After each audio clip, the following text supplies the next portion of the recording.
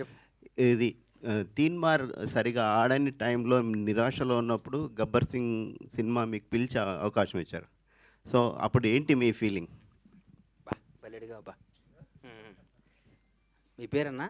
రాజాబాబు. రాజాబాబు. రాజాబాబు గారు రాజా లాంటి క్వశ్చన్ వేసావు. ఆ? అదే అది మంచోడమ్మా. రాజా లాంటి క్వశ్చన్ వేసాడు. ఆ. ఉమ్.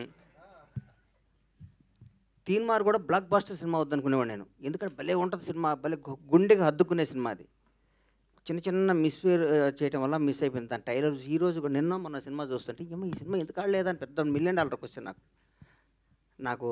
ఆ తర్వాత ఆ సినిమా ఫెయిల్ అయ్యి బాగా డిప్రెషన్, నేను బాగుంటే హీరో గారు మాట్లాడుకొని నన్ను పిలిచి, మహానుభావుడు ఈ సందర్భంగా ఆయన్ని ధన్యవాదాలు చెప్తూ క్షమించమని కోరుతున్నా, మంచి గుర్తు చేశారు. నాకు ఈ అవకాశాన్ని వచ్చిన వార్త ఫస్ట్ చెప్పి మాట్లాడి పెట్టి త్రివిక్రమ్ శ్రీనివాస్ గారు. త్రివిక్రమ్ గారు పొరపాటున ఎవరో ఫ్యాన్ ఫోన్ చేస్తే మనం ఏ మూడ్లో ఉన్నామో నోరు జారటం వల్ల చాలా తప్పు చేశానని ఫీల్ అయ్యాను, చాలా బాధపడిన. తర్వాత ఇద్దరు మాట్లాడుకున్నది వేరే విషయం. కానీ ఈ సందర్భంగా ఆయన క్షమాపణ చెప్పాల్సిన బాధ్యత నాకుంది.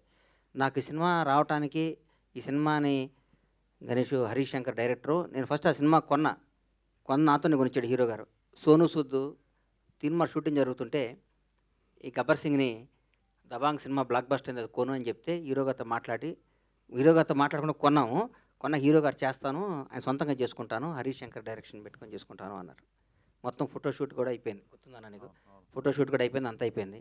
ఒకరోజు హీరో గారు త్రివిక్రమ్ గారు నన్ను పిలిచి నాకు అవకాశం ఇచ్చారు, నా జీవితాన్ని మార్చారు, నా బతుకు అర్థం చెప్పారు. ఈ సందర్భంగా తీన్మార్ను కూడా దాన్ని అద్భుతంగా చేసి మళ్ళీ రిలీజ్ చేస్తా సార్. దాన్ని ఎందుకంటే ఇంతకుముందు పవన్ కళ్యాణ్ గారిది ఒకసారి ఫ్లాప్ సినిమా మళ్ళీ రిలీజ్ చేసి సూపర్ హిట్ అంటే చూపించాలని నా కోరిక, చూపిస్తాను మీకు. అన్న ఇంకో క్వశ్చన్. మీరు ఇప్పుడు అధికారంలో ఉన్న తెలుగు రాష్ట్రాల్లో 2 పార్టీలకు అండగా నిలిచి గవర్నమెంట్ వచ్చేలాగా. నేను ఆంధ్రాకి ఏం అండగా నిలవలేదు సార్. అయితే నేనేం అండగా, ఇక్కడ నేను అభిమాని అంతే. ఎక్కడ కాంగ్రెస్ అభిమాని, అక్కడ పవర్ స్టార్ అభిమాని అంతే. ఇక్కడ కాంగ్రెస్ పార్టీకి ఓటేశాను, కాంగ్రెస్ పార్టీ కోసం పనిచేశాను. ఆంధ్రాలో నేను ఏం పని చేయలేదు, ఏం చేయలేదు. ఎందుకు అండగా నిలబడ్డాను, నీ వల్లే పార్టీ అధికారం, ఈ మాటలు నేను ఎందుకు మాట్లాడతా చెప్పండి.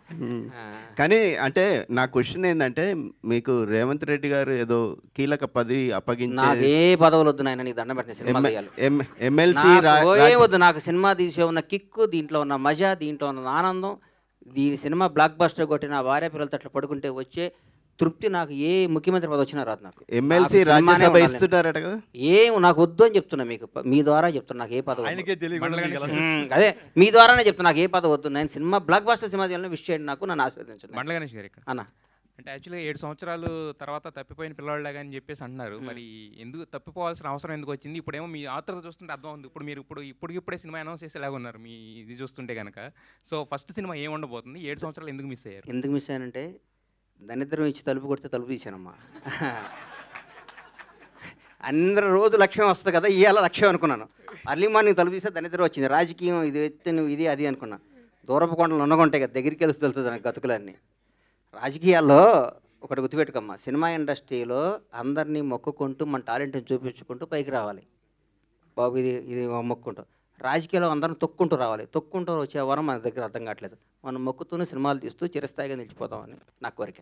మీ బ్యానర్లో ఫస్ట్ సినిమా ఏది ఉండబోతుంది ఇప్పుడు? రీఎంట్రీలో ఒక రకంగా రిలీజ్ లాగా రీఎంట్రీ మీది ఇప్పుడు ఒక 7 సంవత్సరాల గ్యాప్ తర్వాత ఫస్ట్ సినిమా ఏది ఉండబోతుంది?